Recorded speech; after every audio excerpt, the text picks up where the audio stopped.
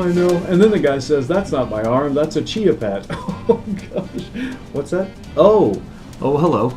I didn't see you there. Okay, so it's been a little while since the last episode of the Beaties.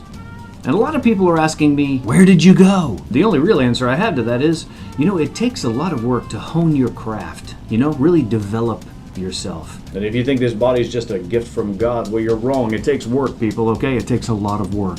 So one of the things people ask me is, what's the difference between taking shots or an insulin pump? And besides the fact that all the cool kids are doing it, basically taking a shot with a syringe, if that's all you do, you're probably going to have to take about 4 or 5 shots a day. For those of you keeping score at home, that's probably a minimum of 28 shots a week. And the last time I did 28 shots of anything, let's just say I didn't go to work the next day.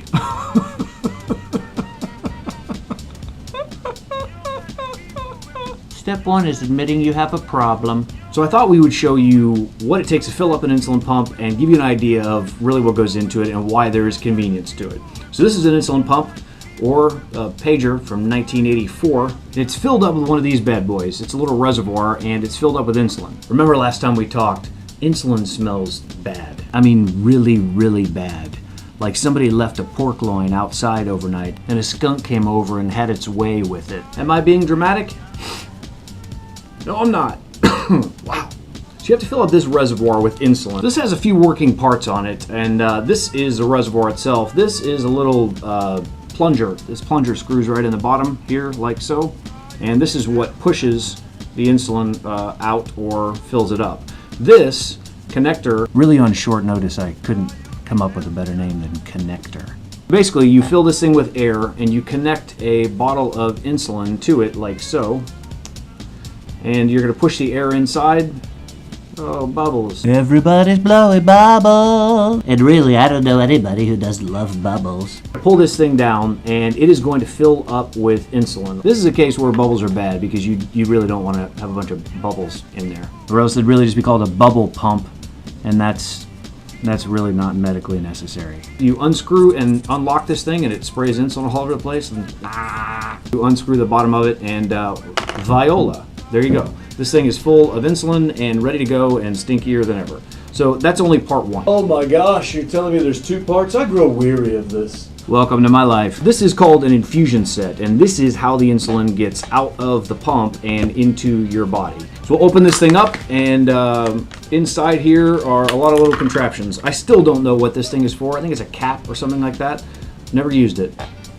No clue. No use for that. This is the rest of it, and basically what it is some tubing, and it's wrapped up by a piece of paper, and you unhook the paper. It's like a water slide of insulin. Here it comes, Schlitterbahn! So this end connects here. There's a needle on that side, and it punctures in, and you push and twist and lock, and there you go. That's great. This is what goes in here. Yeah.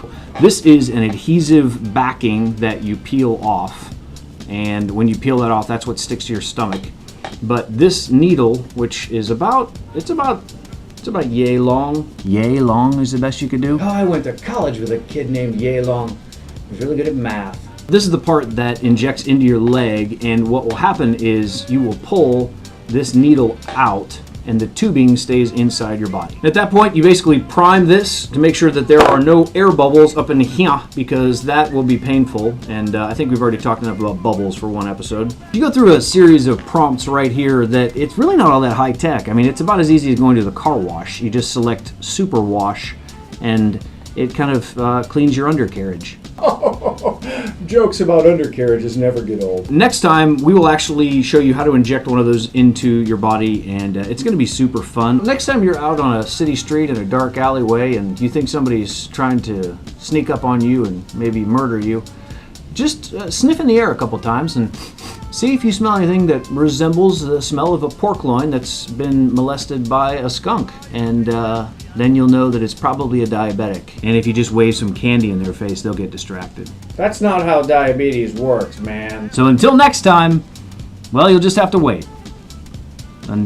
Until next time.